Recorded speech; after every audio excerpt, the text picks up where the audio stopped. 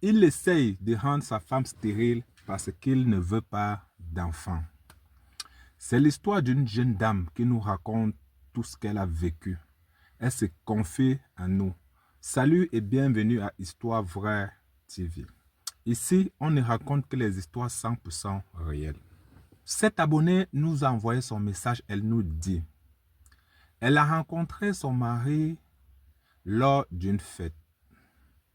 Tellement il était sympa, ils ont échangé et ils ont commencé à fonctionner ensemble. Le monsieur l'a invitée chez lui.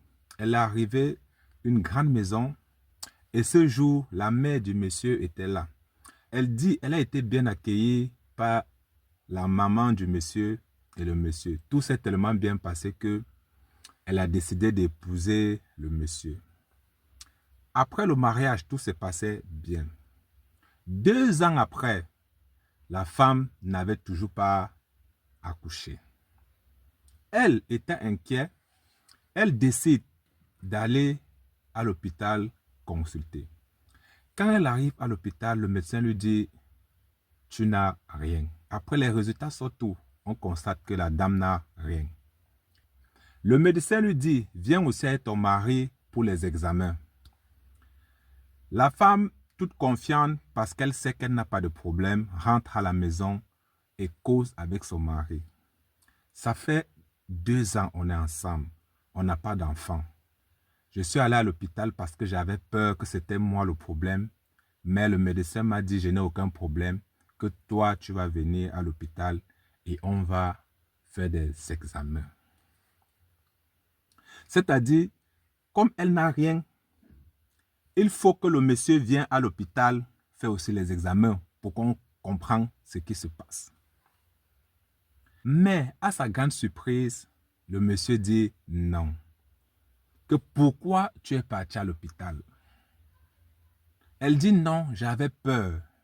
Je suis parti à l'hôpital parce que je voulais me rassurer. Maintenant que je suis rassuré, c'est plus tranquille. Le monsieur dit, je ne pars pas à l'hôpital. Il dit, ce qu'on va faire, je vais t'amener chez un monsieur qui va te donner les remèdes, tu vas boire et tu vas tomber enceinte. Moi, je n'ai pas besoin d'aller à l'hôpital. La femme dit, hey, j'étais déjà à l'hôpital et je n'ai aucun souci. Il dit non, catégoriquement. Monsieur frustré, il sort, il part. La femme est dépassée par l'événement et a dormi seule à la maison ce jour. Le matin était inquiet. La dame appelle sa belle-mère, la mère de son mari, et va la rencontrer pour l'expliquer. Quand elle arrive là-bas, elle explique tout à sa belle-mère. Elle explique tout à sa belle-mère. Mais sa belle-mère lui dit, pourquoi tu es parti à l'hôpital? Ton mari t'a dit qu'il y a un monsieur qui doit te donner les remèdes. Elle dit non, je suis allé à l'hôpital, mes examens, il n'y a aucun souci. Il faut que ton fils vienne à l'hôpital pour qu'on puisse voir si le problème vient de lui. Elle dit non, mon fils n'a aucun problème, va chez le monsieur et tu prends les remèdes, ça va aller. La fille était inquiète, sort de là et appelle sa propre mère. Elle appelle sa propre mère parce qu'elle est dépassée par les événements. Sa mère lui demande de passer. Elle passe voir sa mère. Elle explique le problème à sa mère. Sa mère dit, mais si tu as fait les examens et que tu n'as rien, c'est à l'homme de passer les examens aussi. Pourquoi il refuse? La fille dit, elle ne connaît pas. Les deux commencent à réfléchir. Qu'est-ce qui se passe? La maman lui dit, calme-toi et rentre à la maison, cause avec lui tout doucement. Mais sauf que quand elle arrive à la maison, le monsieur est là. Il demande, tu sors d'où? Est-ce que tu es prête pour que demain on va voir le monsieur? La dame dit non, elle ne peut pas partir sur le monsieur.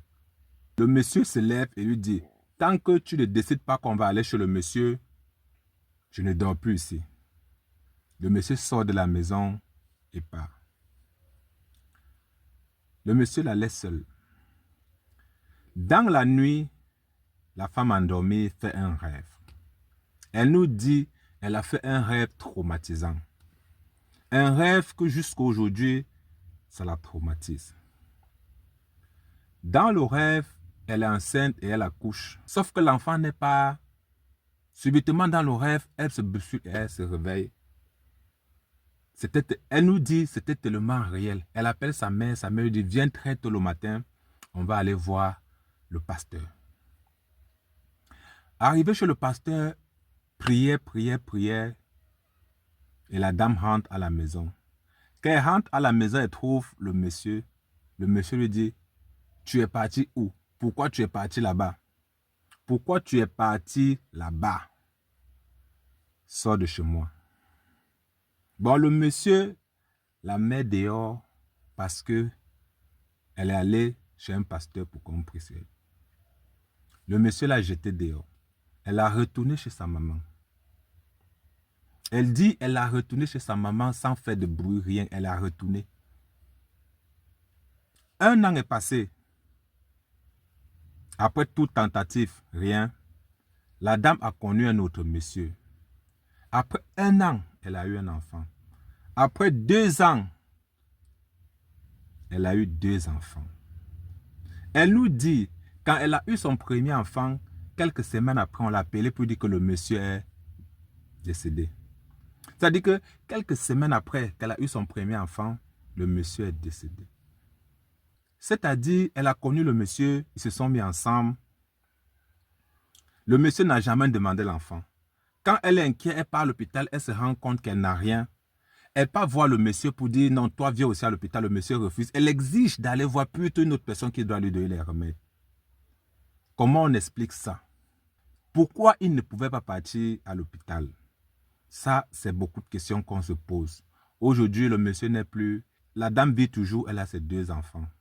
Elle nous a envoyé ce message pour se libérer, pour se confier. Dis-nous en commentaire ce que tu en penses de cette histoire.